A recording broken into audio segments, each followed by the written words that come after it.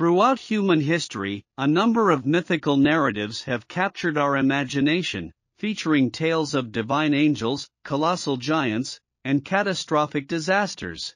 While these stories initially seem captivating and enigmatic, closer examination reveals an alternative strand of human history that often goes unnoticed. One of these extraordinary narratives is found in the ancient Hebrew apocalyptic text known as the Book of Enoch, traditionally attributed to Enoch, Noah's great-grandfather. This ancient work reveals astonishing revelations about the origins of evil, the mysterious fallen angels, the powerful Nephilim, the cataclysmic flood, the prophesied Messiah, and the imminent end of time. Intriguingly, this text has remained hidden from the public due to its inclusion of information that delves into the surprising mysteries surrounding our origins, information that was ultimately excluded from the biblical canon. In addition to the Book of Enoch, another ancient manuscript discovered in Egypt carries a deeply disturbing message. These ancient texts invite us to explore their pages, as they promise to reveal astonishing secrets about our shared history that, for various reasons, have been kept hidden from general knowledge. Towards the end of 1946 or beginning of 1947, young Bedouin shepherds were in the vicinity of the ancient settlement of Qumran, located on the northwestern shores of the Dead Sea, in what is now known as the West Bank. During his pastoral duties, one of the young shepherds accidentally dislodged a rock in an opening in a cliff, resulting in a surprising and earth-shattering sound. Intrigued, they entered the cave where they stumbled upon a collection of large clay vessels.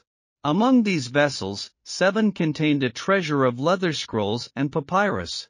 These scrolls were later acquired by an antiquities dealer and eventually found their way into the hands of several scholars, who determined that the texts were more than 2,000 years old. This discovery quickly sparked the interest of both treasure hunters and archaeologists alike. In the following years, tens of thousands of additional scroll fragments were discovered in 10 adjacent caves, totaling between 800 and 900 priceless texts. Among these texts was the Book of Enoch itself, segmented into 5 different books: the Book of Vigils, the Book of Parables, the Astronomical Book, the Dream Visions, and the Epistles of Enoch, which together comprise a total of 100 chapters. The Book of Enoch is a compilation of monumental works, each delving into significant themes, such as rewards, punishments, the end of the world, and the final judgment. His first book, comprising chapters 6 to 36, focuses mainly on topics such as angels, the tree of life, Jerusalem, and the universe, mentioned in Genesis 6 verses 1 to 4. These angels seduced human women, resulting in the birth of the Nephilim, beings of great knowledge who played a role in the coming of the catastrophic flood, which ultimately led to the destruction of the Nephilim. The term Nephilim refers to the fallen, often described as massive, giant-like individuals. The relationship between the children of God and the Nephilim is a subject of various interpretations. Some believe that the sons of God refer to fallen angels who fathered offspring with human women, an idea found in the non-canonical Jewish source known as the First Book of Enoch. This interpretation remains widely accepted. In the First Book of Enoch, the Nephilim are portrayed as giants, which is consistent with the idea that they had enormous stature due to their supernatural origin. However, it is important to note that some have raised theological concerns about the suggestion that angels or demons could physically reproduce with humans. The second part of the Book of Enoch, known as the Parables of the Likeness, is an apocalyptic narrative that revolves around themes related to the Son of Man and the Ancient of Days. These ancient prophecies, which feature prominently in the text, share a striking resemblance to the Book of Revelation in the Bible, aligning with biblical teachings. Within the Book of Enoch there is also an astronomical book that provides intricate details about the stars and their roles. Additionally, the section called Dream Visions serves as a complete prophecy that spans all of human history, from the past to the present and the future, meticulously predicting events from the beginning of time to the end of time and the final judgment. While the Book of Enoch contains elements that align with the Bible, it also presents contradictions. One notable contradiction concerns the mention of Noah in the Book of Enoch, even though the Bible teaches that Enoch was taken to heaven long before Noah's birth. This raises questions about how Enoch, who was supposed to be in heaven, could have knowledge of Noah and the events of the flood if he was the author of the Book of Enoch. Furthermore, in Enoch 10:8-9, God attributes all the corruption of the earth to a demon named Azazel, suggesting that the entire earth has been contaminated by the influence of Azazel, leading to the commission of all evil. Unlike Lucifer, commonly known as Satan or the devil, who is mentioned in the Bible, Azazel is not identified in biblical teachings. Satan is generally held responsible for problems in the world as the author of sin, and other specific demons are not mentioned in this context. The Book of Enoch also contains several astronomical and meteorological descriptions that are not in line with the Bible or contemporary scientific understanding. A notable example is found in chapter 33:1-4, where it is suggested that Enoch painstakingly mapped and numbered all the stars in the sky. However, according to Jeremiah 33 verse 22 in the Bible, counting the stars is considered infeasible due to their immense number. Modern astronomers estimate that there are approximately 100 million stars in the Milky Way alone, and there are many more galaxies with millions and millions of stars each. Another instance of discrepancy is found in the Book of Enoch 41, where it portrays wind, snow, hail, and even the moon as emanating from a wooden container in the sky. Such descriptions are considered illogical, absurd, and inconsistent with both scientific knowledge and biblical teachings. These discrepancies shed light on why the Book of Enoch was not included in the Bible. Now, let's focus on the recent discovery made in Egypt, which sheds light on the history of ancient literature. The mysteries of our past surround us, from the myths we tell to the monuments we have built. Over the years, the past is full of fascinating stories, such as that of the lost island of Atlantis, and mysterious constructions such as Stonehenge.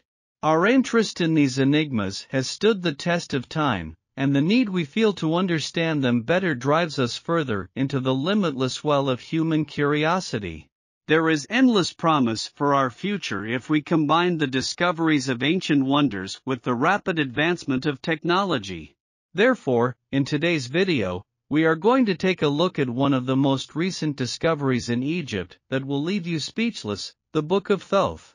The Book of Thoth is a sacred and enigmatic book of the ancient Egyptians. It is said to have been written by Thoth, the ancient Egyptian god of writing and knowledge. This book is considered one of the most mysterious books mentioned in the history of humanity. The Book of Thoth is said to contain a number of spells, including one that allows the reader to understand the speech of animals and another that allows the reader to see the gods themselves. Both abilities are said to be contained in the book. According to legend, whoever reads the contents of the book will acquire the knowledge necessary to interpret the secrets and become a master of the earth, sea, air and celestial bodies. The Book of Thoth was written in Greco-Roman times and was named in honor of the Egyptian god Thoth, considered the patron god of libraries, scribes, and writing. Thoth is considered the equivalent of the Greek god Hermes, who was considered the guide of souls. Hermes and Thoth were respected as sources of knowledge and wisdom, and Hermeticism arose from this reverence, emphasizing the transcription of ancient information revealed by the gods in a set of manuscripts known as the Hermetic corpus. These manuscripts became a vast collection of Egyptian and Greek wisdom texts that became known as the Hermetic texts. The Book of Thoth is one of the texts that can be found in this collection. This work is written in the form of a conversation between the instructor taught and one of his students, who are referred to by their respective titles, he who praises knowledge and he who loves learning. The extensive content of the book is said to come directly from the mouth of the god Thoth himself. The book covers a wide range of topics, such as rituals, temple construction, astrology, geography, and medicine. It is claimed that the spellbook was first described in an ancient Egyptian myth, and its first 2 pages contain knowledge that allows the reader to understand the language of animals and achieve immortality, as well as perceive the gods, who normally they are hidden from the eyes of mortals. According to the supposed Book of Thoth, humanity is halfway between angels and gods, and has a specific duty to create objects of beauty, just like the gods. The book is said to contain the secrets of the gods, the key to tremendous magical power that allows the reader to cast a spell on both the earth and the heavens. Some believe that the Book of Thoth is an ancient alchemist's guide, while others think that the spells from it can predict the future. Furthermore, there are those who maintain that these are actually 3 independent books mixed together over generations. For a long time, this book was lost, and its existence can be traced through legends and stories that have arisen around its supposed magical content. According to mythology, the book was first hidden near Coptos, at the foot of the Nile, where it was kept inside a series of boxes guarded by snakes. The Egyptian prince Neferta fought the serpents and obtained the book, but as punishment for stealing Thoth, the gods killed his wife Awur and his son Mera. Neferta committed suicide and was buried along with the book. Ramses the Great, pharaoh of Egypt, had a son named Zedna, who was a connoisseur of all ancient books and an exceptional magician. While the other princes spent their days hunting or commanding his father's army to protect the borders of the kingdom, Zedna found her greatest happiness when he was left alone to study. Not only could he read the oldest hieroglyphic writings on the temple walls, but he was also a skilled scribe who could quickly transcribe the hundreds of signs that made up the ancient Egyptian language. Furthermore, he was a master of magic, having acquired his skills through the most hidden ancient books that not even the priests of Ammonius could read. One day, while studying the ancient books written on both sides of long scrolls of papyrus, he came across the story of another son of the pharaoh several hundred years before, who had been a great scribe and a magician as wise as he was. This man, Neferta, had read the Book of Thoth, through which one could cast a spell on both heaven and earth and understand the language of birds and beasts. When Zedna discovered that the Book of Thoth had been buried next to Neferta in his royal tomb in Memphis, he was determined to find it and absorb all the wisdom from it. So she went to his brother Anaru and asked for help to discover the book, because without it, life no longer has meaning for me, Zedna told him. I will go with you and be by your side in all dangers, Anaru replied. The 2 brothers traveled to Memphis and found the tomb of Neferta, son of Amenhotep, the first great pharaoh of that name, who reigned 300 years before them. Upon entering the tomb, Zedna arrived at the central room where they rested. There he discovered the prince's body wrapped in linen bandages, motionless and airy in his death. But next to him, on the stone tomb, stood 2 spectral figures, which were manifestations of a charming young woman and a child. Between them, on Neferta's lifeless chest, lay the Book of Thoth. At that time, Zedna was led by a charming woman to kill his own children and humiliate himself before the pharaoh. However, Zedna returned the book to Neferta's tomb, having a new revenge after discovering that this entire event had been an illusion created by the former prince at the request of the deceased. Zedna also found the bodies of Neferupta's wife and son and buried them in her tomb, sealing it. The narrative later describes the Egyptian belief that knowledge of the gods is not intended for humanity. It is important to mention that occultist Aleister Crowley also wrote a book called the Book of Thoth, which includes a tarot deck designed by him. Crowley claimed that Thoth himself had dictated the book to him, which also contains a tarot card designed by himself. It is not surprising that there is a connection between the Book of Thoth and the tarot, considering that many people believe that the tarot originated in ancient Egypt and that the true Book of Thoth is a collection of tarot cards rather than a book or papyrus. Another manuscript known as the Emerald Tablets of Thoth is said to exist, which has been translated in such a way that its author can be identified as a priest king named Thoth, who ruled the legendary city of Atlantis. These tablets are claimed to have existed for 36,000 years and contain a procedure for making a philosopher's stone that can be used in the transmutation process. Thoth is often assumed to have been a scribe of the gods, and some even maintain that the ancient Egyptians believed that the gods would not exist without the words of Thoth. According to some ancient writings, he was the author of something of immense biblical importance that would be revealed by someone in his lineage. There could be references to the ancient Book of Spells. The Book of Thoth is believed to be buried in the City of the Dead, next to Prince Neferkeptah, although no evidence of its existence has been found so far. Some say it could be under the enormous paws of the Sphinx, while others they believe it could be among the hundreds of ancient Egyptian papyrus scrolls currently being translated. While parts of these manuscripts are known to be related to the Book of Thoth, the magic mentioned in these texts is not understood in the traditional sense. Instead, it is claimed that the book contains the secret to understanding the world as it is. Instead of focusing on predicting the future, it is seen as a way to make sense of invisible phenomena such as seasons, diseases, and the cycle of day and night. These ancient manuscripts also mention spells from the Book of Thoth, but they are actually prayers rather than magical spells. However, the scriptures allude to the fact that human beings are halfway to God, which agrees with the legends. Mention is also made of the mysticism of death and rebirth, although no reference is made to the ancient papyrus Book of Thoth to the tarot.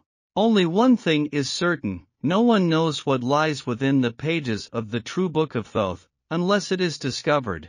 Many people believe that once this book is found, we will be able to live in a perfect world again. Furthermore, all ancient Egyptian myths related to the Book of Thoth can be classified as warnings, since those who discover the book and the stories also face misfortune and suffering. Anyone who tries to read the Book of Thoth is punished by the gods, since divine knowledge is not intended for humanity. Would you venture to read something from this book? Tell us in the comments section.